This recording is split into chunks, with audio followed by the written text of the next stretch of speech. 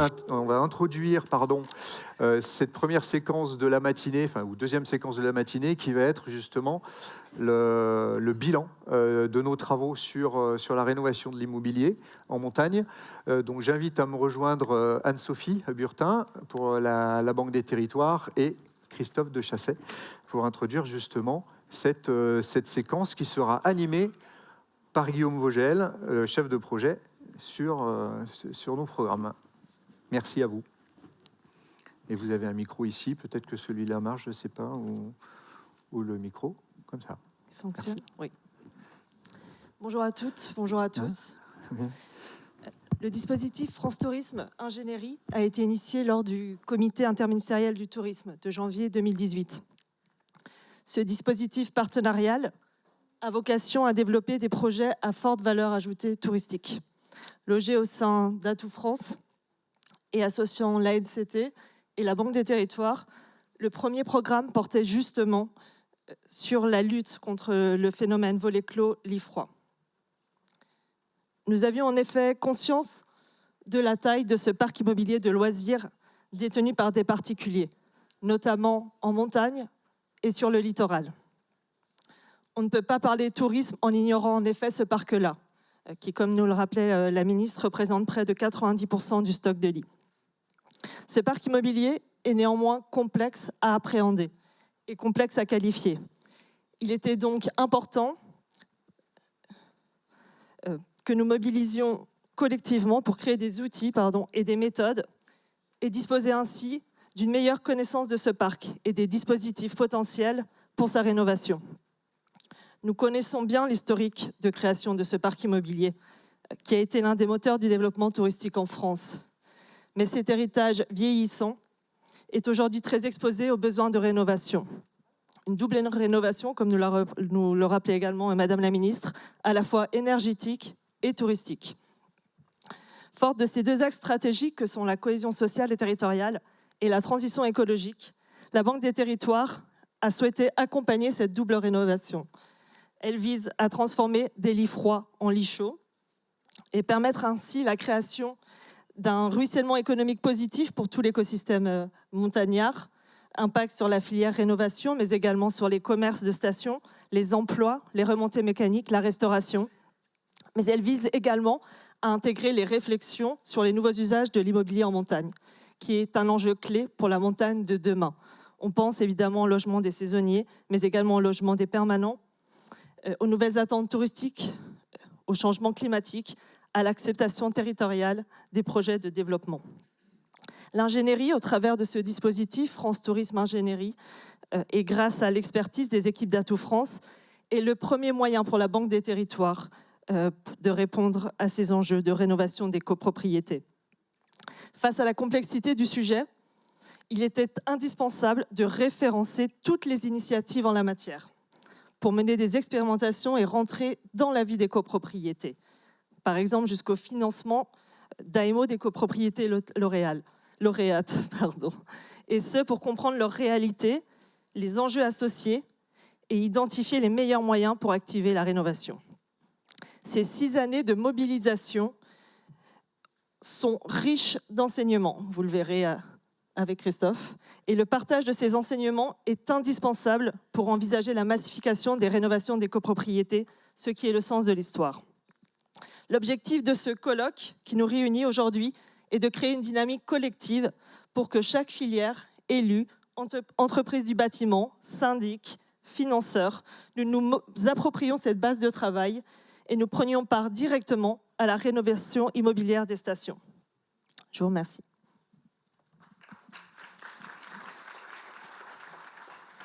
Merci Anne-Sophie. Christophe de Chassey, donc pour Atout France. Je voulais rapidement revenir sur, en fait, on parle de 6 ans, de 8 ans, de 10 ans, mais en fait, ça fait 25 ans qu'avec la Caisse des dépôts, on se fréquente et qu'on est bien conscient que ces questions-là arrivent et l'accélération de ce qu'on est en train de constater est maintenant bien réelle.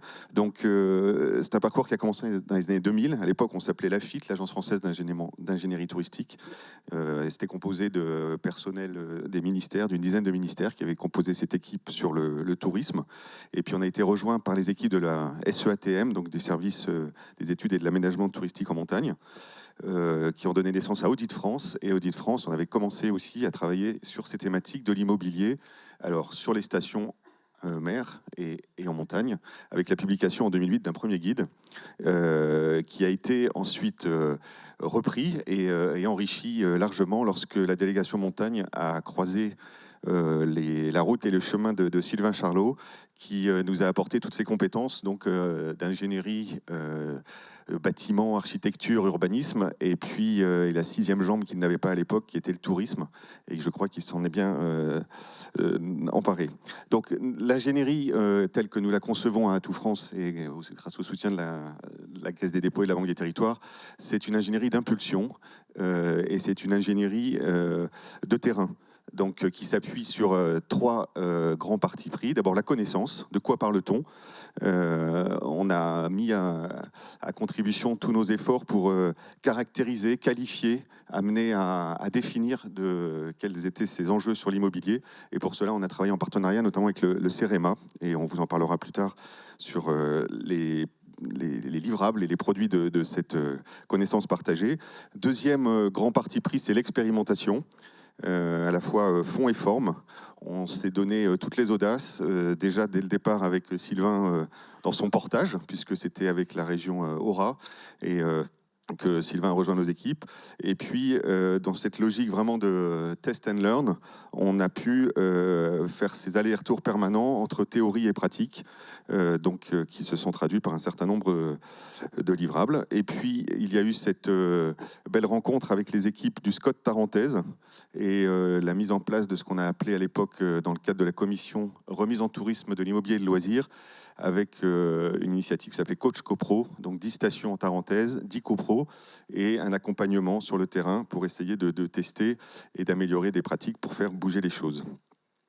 Enfin, dernier point, c'est la construction et le partage de méthodes et d'outils, donc c'est ces retours d'expérience. Et puis l'idée aussi, on est arrivé plutôt par une entrée tourisme, mais très vite on s'est rendu compte qu'on était sur un problème à 360 qui touchait à la fois les habitants, les saisonniers et puis bien évidemment les touristes.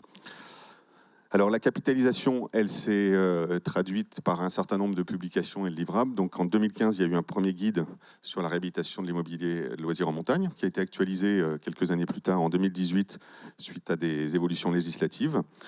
En 2018, toujours, lancement du premier programme FTI, comme vous le disiez Anne-Sophie.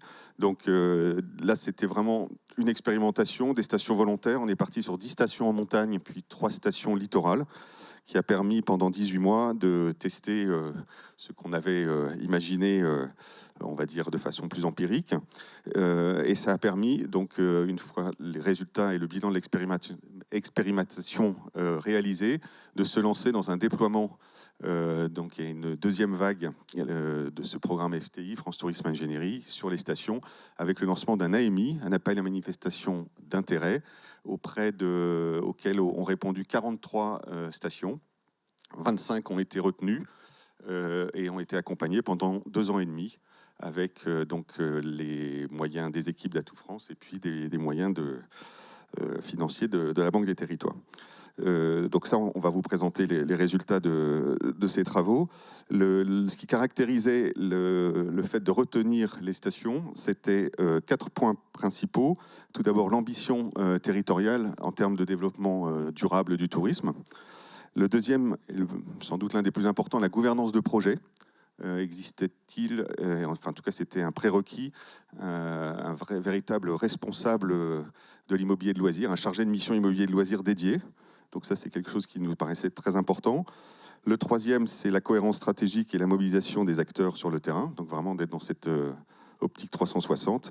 Et puis le quatrième critère, c'était celui de la capacité à réaliser en 2 ans et demi Et en fait, on se rend compte que 2 ans et demi, c'est court quand on parle de réhabilitation. Mais en tout cas, de mettre en musique et en mouvement ces changements. Voilà, je profite de cette tribune pour remercier l'équipe qui s'est constituée.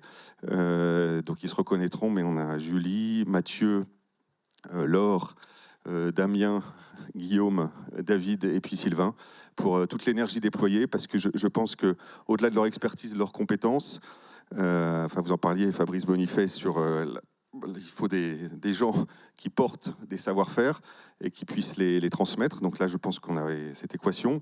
Donc au-delà de l'expertise, de la connaissance, il y a aussi la conviction, quelquefois qui tourne jusque même au sacerdoce ou à la vocation pour certains, et, pour faire bouger les choses. Et je voudrais prendre juste l'image de la roue des moulins. Quand il faut construire ces roues à l'époque, je ne sais pas si vous vous souvenez, mais c'est du matériau, c'est lourd, il faut la dresser, et puis ensuite remplir chacun des godets de l'énergie des uns et des autres pour que, fort de l'inertie, vaincre l'inertie et provoquer le mouvement. Je pense qu'on est à cette étape et que cette journée va constituer un point de départ pour véritablement lancer ce grand chantier de la réhabilitation à l'échelle auquel il doit être mené. Voilà. Sans plus attendre, je passe la parole à Guillaume, qui va nous présenter les résultats des travaux que nous avons menés dans le cadre de l'AMI. Voilà. Merci beaucoup. Merci Anne-Sophie, merci Christophe. Bonjour à toutes et à tous. Donc, Guillaume Vogel, je suis le chef de projet du dispositif France Tourisme Ingénierie à la délégation montagne. Donc l'idée là de la matinée sur ce bilan, c'est de vous exposer les thèmes qui ont été abordés, les outils qui ont pu être développés, seront... voilà, on a le programme du bilan, donc 4 points qui seront également complétés par des témoignages de lauréats du dispositif, donc qui me rejoindront sur scène. Le premier point qu'on souhaitait aborder, c'est la question du contexte, hein, de la stratégie territoriale, avec un certain nombre d'outils qu'on a développés dans ce cadre. Le deuxième point global, et vous verrez qu'il y a un certain nombre d'éléments à chaque fois dans chaque partie, c'est la rénovation globale des copropriétés. Il y aura une petite pause de 15 minutes. Ensuite, on enchaînera sur les questions d'identification et d'activation des ressources pour finalement financer la rénovation. Puisque vous verrez que tous ces points sont bien entendu liés. Et les questions d'équilibre socio-économique qui viendront compléter cette matinée. Donc on peut commencer par le premier chapitre. Avant de venir sur ces éléments, donc faire un petit point quand même sur le programme. Certains d'entre vous le connaissent bien, d'autres un petit peu moins. Ça a été rappelé par les intervenants qui m'ont précédé, notamment Christophe. Donc une première expérimentation en 2018-2020 qui a débouché finalement sur ce programme aujourd'hui en partenariat avec la Banque des Territoires.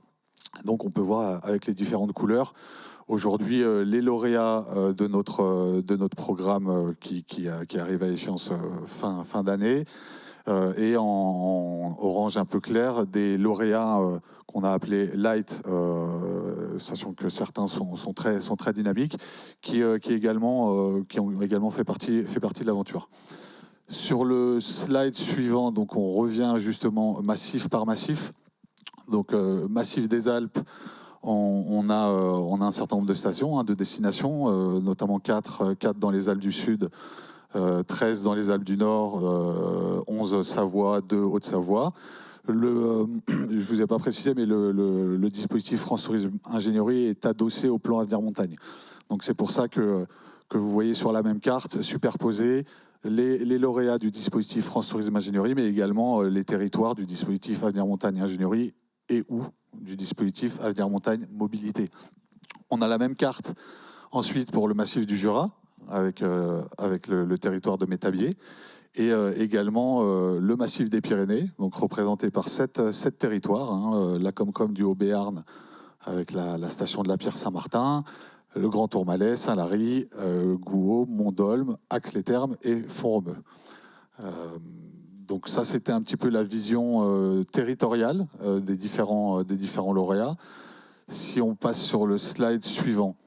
Donc là, c'était de vous faire part un peu de la raison d'être du programme. Alors, on a déjà évoqué un peu d'historique auparavant. Mais voilà, l'idée c'était de faire un constat qui est partagé, on le sait, parc immobilier qui est vieillissant, énergivore, potentiellement sous-occupé et mal adapté aux usages des temps actuels.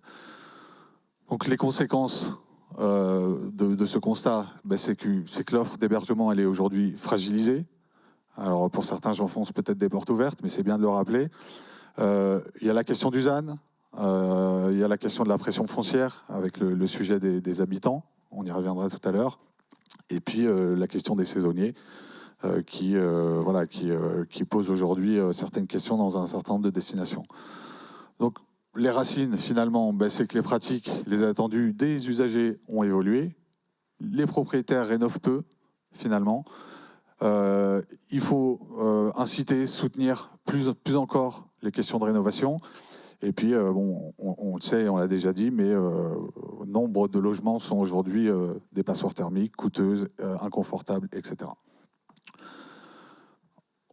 Le programme agit comme un couteau suisse, en fait, par rapport à ce qu'on vient de se dire. En tout cas, c'est comme ça qu'on a pu être perçu. Activer un certain nombre de leviers. Le premier levier, c'est la gouvernance. On en a parlé tout à l'heure, l'animation, le pilotage. Local, la volonté politique des territoires de faire avancer le sujet. Tout ça doit être accompagné de technicité sur le sujet de la rénovation. Également, les benchmarks, les retours d'expérience, les mises en relation entre les différents acteurs et les différents territoires, au travers notamment de travaux de points collectifs, sur lesquels on reviendra quelques instants tout à l'heure. Réfléchir aux nouveaux modèles, nouveaux modèles économiques ont été abordés tout à l'heure, l'organisation, la structuration, le développement d'outils de connaissance, des expertises juridiques auxquelles on a pu faire appel également pendant le programme, et puis des propositions, création de mesures qui peuvent être incitatives, voire l'émergence de mesures qui peuvent être coercitives sur certains points en particulier.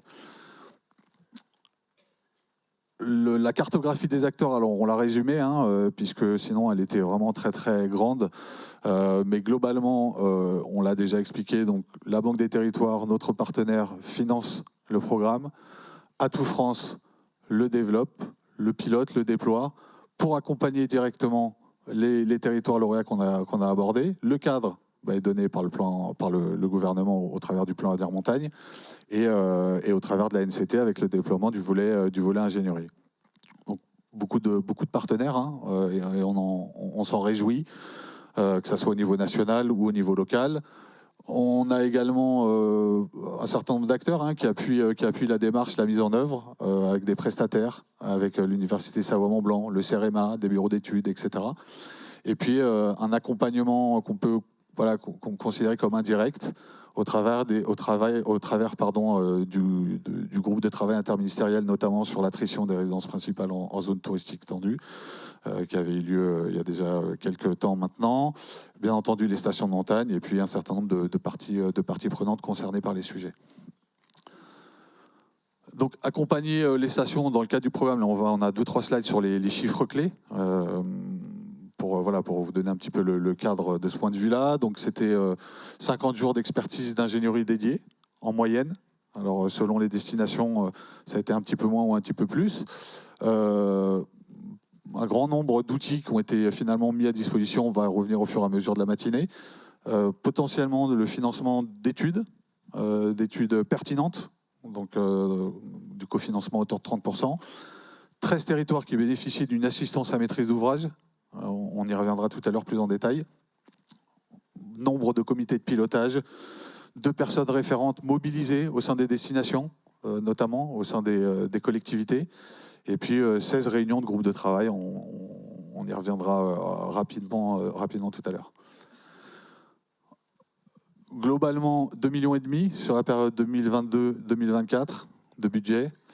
Ça a été rappelé par Christophe tout à l'heure, 43 candidatures, 25 lauréats plus les 4 accompagnements light dont on parlait tout à l'heure, et 4,5 ETP à tout France dédiés dans le cadre du programme sur cette période.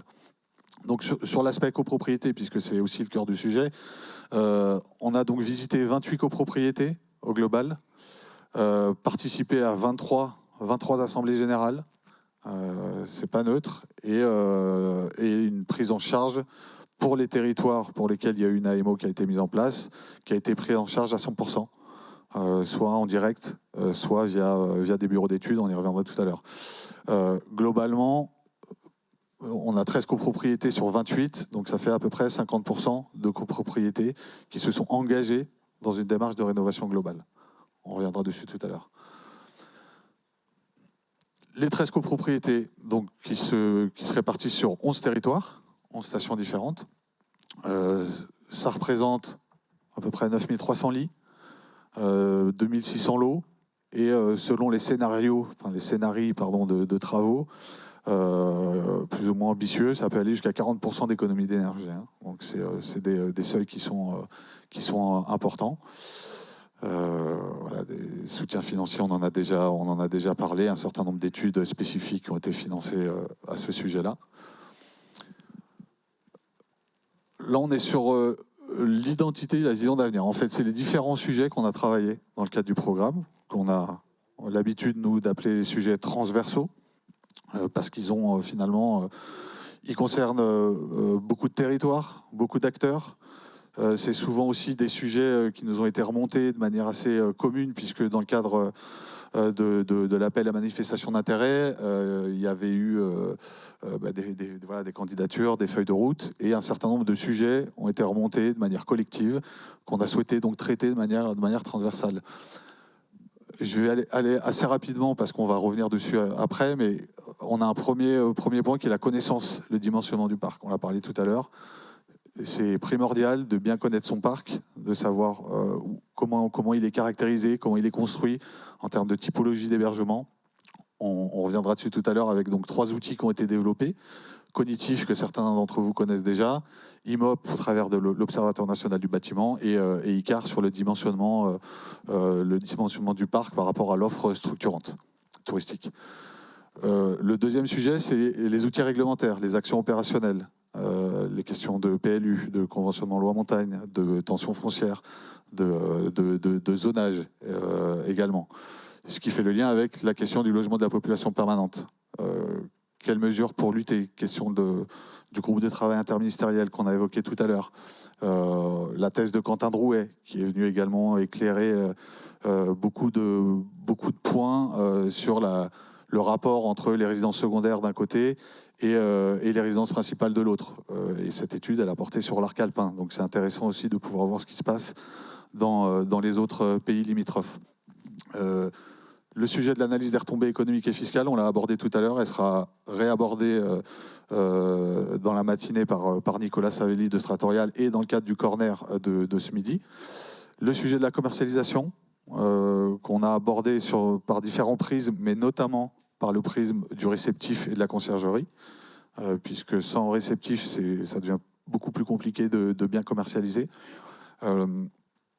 Les outils de financement qui vont avec, puisque rénover, bien sûr, mais comment on fait pour financer ces rénovations?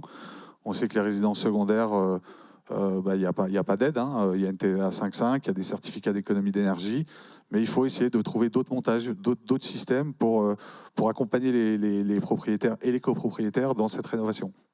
Et tout ça tourne autour de la rénovation globale des copropriétés, qui est donc, comme vous pouvez le constater, qui est centrale, avec de l'assistance à maîtrise d'ouvrage, de la méthodologie, on reviendra dessus tout à l'heure, et tous ces éléments s'imbriquent finalement les uns les autres dans le but d'avoir cette identité, cette vision d'avenir. On redétaillera au fur et à mesure.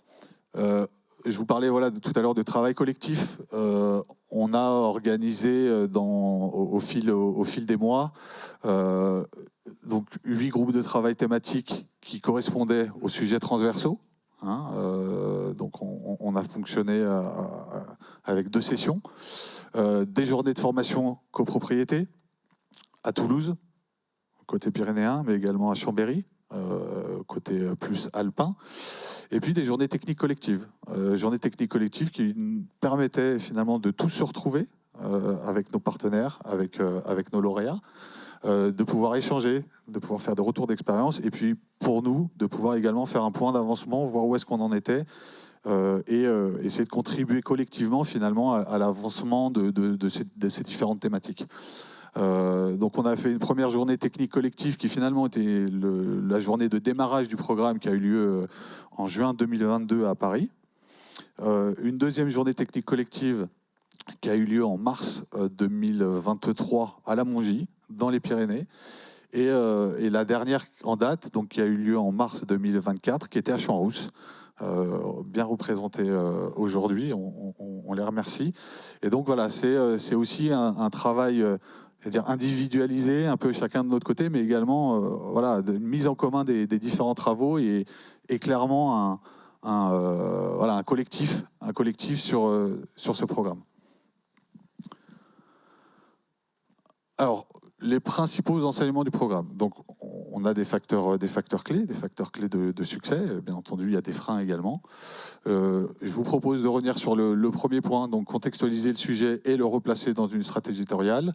Et pour ce faire, alors on revient sur les quelques points qu'on évoquait tout à l'heure, de quantification, caractérisation avec cognitif, l'Observatoire national du bâtiment, plutôt sur connaître, contextualiser, et dimensionner avec ICAR. Donc, tout ça, vous l'avez compris, cibler des actions objectivées, mise à disposition, outils de la décision, on a travaillé dans ce sens-là.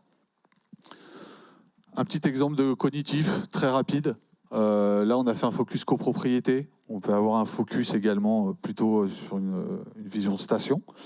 Donc là, c'est un exemple de géoréférencement, donc cognitif qui a été développé par le CEREMA et Atout France il y a quelques années déjà, et qu'on a déployé, qu'on a mis à disposition pour le compte de nos lauréats avec des jeux de données, et qui permet donc, voilà, avec un géoréférencement à la parcelle cadastrale, d'avoir la caractérisation de son parc. Nombre des lits, typologie de lits, origine des propriétaires, nombre de propriétaires, catégorie juridique des propriétaires, table non anonymisée des copropriétaires de toute la station ou d'une seule copropriété, puisqu'on a la possibilité également de cliquer sur une copro et d'avoir tout le détail de la copropriété concernée.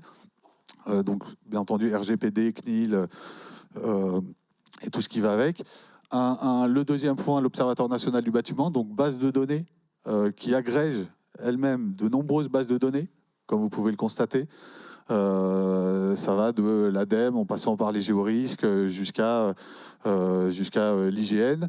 Et l'Observatoire national du bâtiment intègre désormais la brique cognitif. Donc, on a finalement l'approche touristique au travers de cognitif, mais également l'approche bâtimentaire au sens beaucoup plus large au travers de cette plateforme IMOP qui est ici et qui sera également présentée ce midi lors d'un corner avec la présence du CEREMA et du RBS.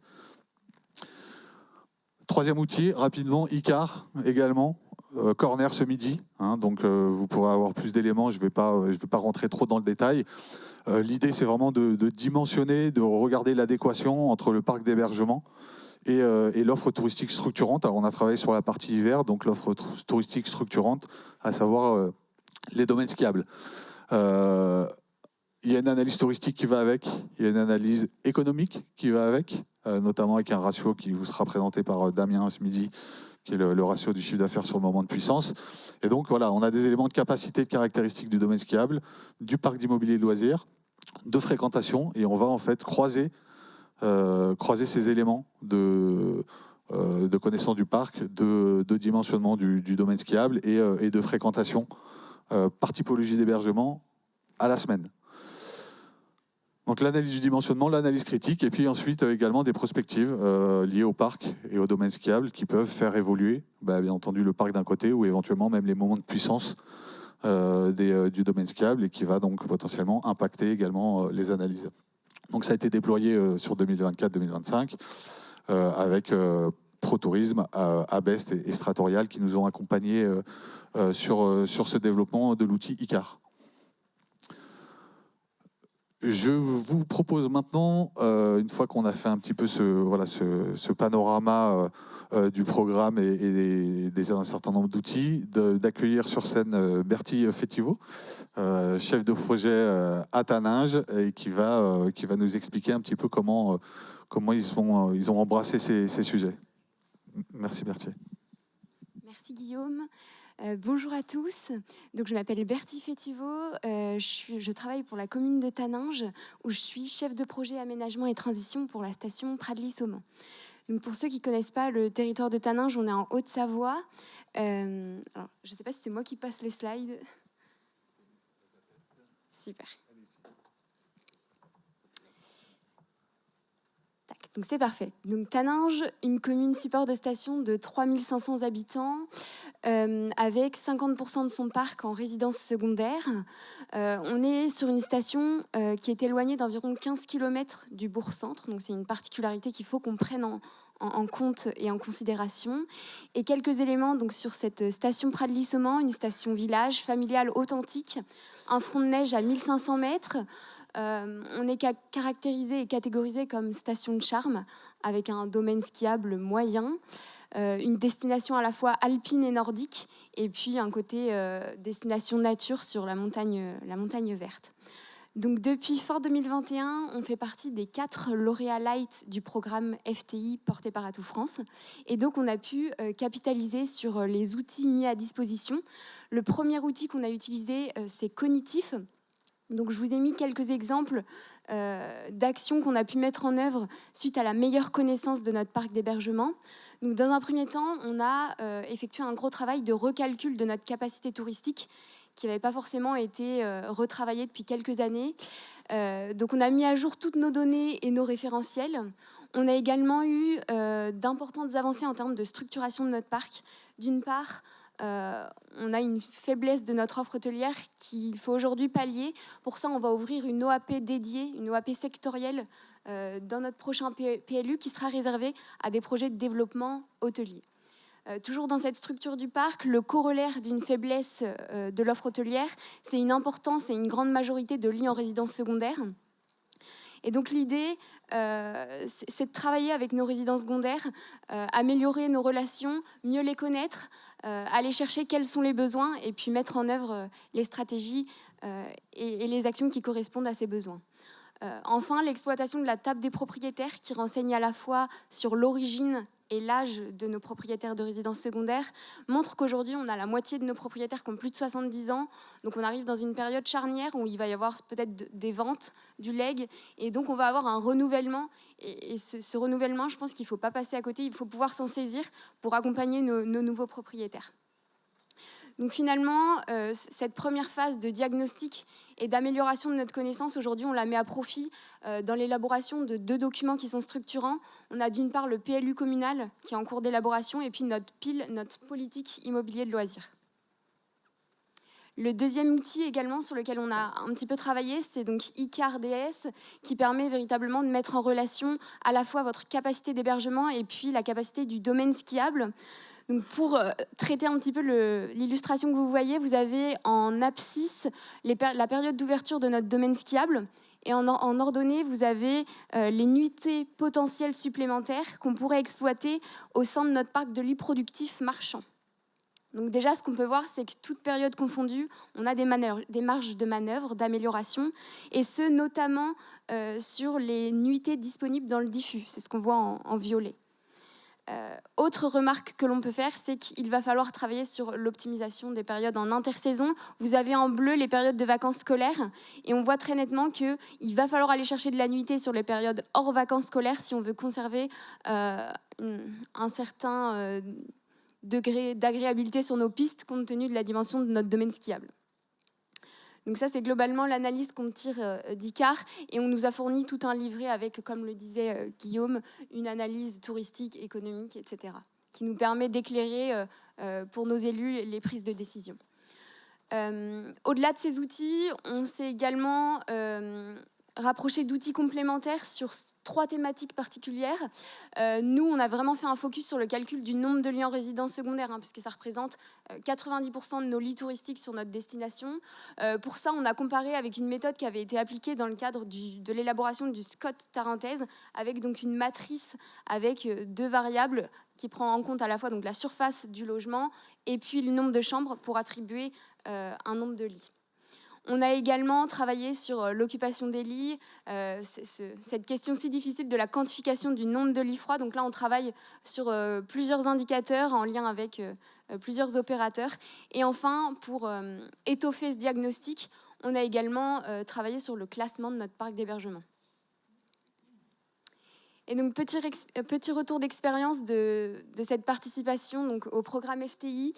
Pour nous, ça a vraiment eu un effet vertueux de structurer à l'échelle de la commune, vraiment de structurer la démarche, une réflexion globale, la création d'un comité de pilotage. On était hier soir en séance et ça fonctionne très bien. Les élus sont intéressés et ils participent à chacune des séances. On a également donc l'ouverture de mon poste que j'ai pris donc en septembre dernier et puis un engagement au travers d'un document cadre, un document de programmation à échéance 2035 qu'on appelle le master plan, qui regroupe une trentaine de fiches actions qui sont scindées en 4 catégories et pour lesquelles on met en œuvre chaque jour l'ensemble des actions pour y parvenir. Un retour d'expérience aussi, je pense qu'il doit mettre en valeur le travail collaboratif qu'a fait Atout France. On va aujourd'hui essayer de le poursuivre. Prochaine étape, un éductour la semaine prochaine en Haute-Maurienne vanoise, et donc je remercie ceux qui nous accueillent sur ces 2 jours de découverte. On va également candidater à l'appel à projet Alcotra Interreg sur la thématique tourisme et habitat. Donc là encore, on essaie de se structurer toujours dans cette dynamique de l'habitat. On cherche notamment à développer notre connaissance sur un secteur intermédiaire entre le tourisme et le résident permanent. C'est notre résident secondaire qui est là de manière très récurrente et qui est véritablement un résident transitoire. Donc comment est-ce qu'on arrive à mieux les prendre en compte et mieux les faire participer à nos politiques publiques ? Et puis, le programme Atout France a également essaimé au niveau de la communauté de communes, puisque la CCMG réfléchit actuellement à mobiliser des outils notamment développés par Stratorial dans le cadre du projet de territoire qui est également en cours d'élaboration. Donc on voit que le projet a quand même une bonne résonance sur notre territoire. Merci beaucoup, Berthe. Merci. On a une petite séance de questions-réponses. On va pouvoir prendre 2 questions, si tant est qu'il y en ait sur la conversation Teams. Alors oui, on a une question seulement pour l'instant, donc n'hésitez pas à vous manifester dans le fil de discussion. Une question qui a plutôt été, qui est plutôt liée à l'introduction de Sylvain et de Fabrice. Je le cite, Vincent. Comment massifier les travaux? C'est une question peut-être un peu générique. Comment massifier les travaux dans un contexte où les capacités d'augmentation d'activité des entreprises du BTP sont extrêmement réduites, et notamment du fait des difficultés de recrutement d'une maîtrise d'œuvre disponible et qualifiée, et qui est complétée avec celle-ci. Comment associer l'État et les professionnels du bâtiment pour faire évoluer la filière, pour répondre à ce besoin? Un premier élément de réponse qui a été apporté, mais que peut-être Sylvain, tu pourras compléter, de Paul Etienne, qui dit qu'il y a eu notamment la mise en place de MOOC, bâtiment durable, qui a été mis en place par l'ADEME. Alors, excellente question. Je ne suis pas là pour botter en touche et retrouver du temps. C'est typiquement un sujet qui va être abordé à la table ronde numéro 2, où on aura des professionnels du bâtiment qui seront présents. On aura notamment, on a la chance d'avoir la présidente de l'Ordre des architectes Auvergne-Rhône-Alpes, Isabelle Dieu, qui sera également présente. On aura Bertrand Carenceau qui représente la fédération du bâtiment et travaux publics de l'Isère, qui est également vice-président de la FFB Aura. Et il va pouvoir aussi nous expliquer quelques éléments par rapport à ces problématiques, effectivement, de tension potentielle, oui, non, sur le bâtiment.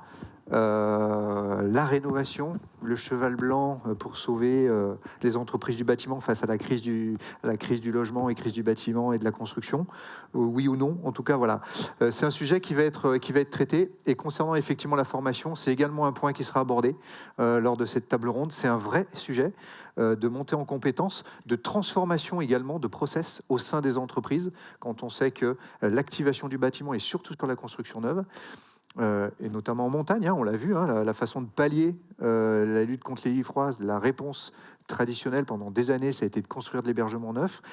Et dans les propos introductifs, notamment de Fabrice, c'était bon, allez, stop, là, du stock, on en a, vous avez vu, hein, Icar, etc. On commence à avoir des éléments d'objectivation du besoin en immobilier et surtout l'énorme enjeu de la rénovation. Donc, ce sont deux excellentes questions, effectivement. Et je renvoie à la table ronde numéro 2 parce que c'est deux sujets essentiels qui devront nécessairement être abordés.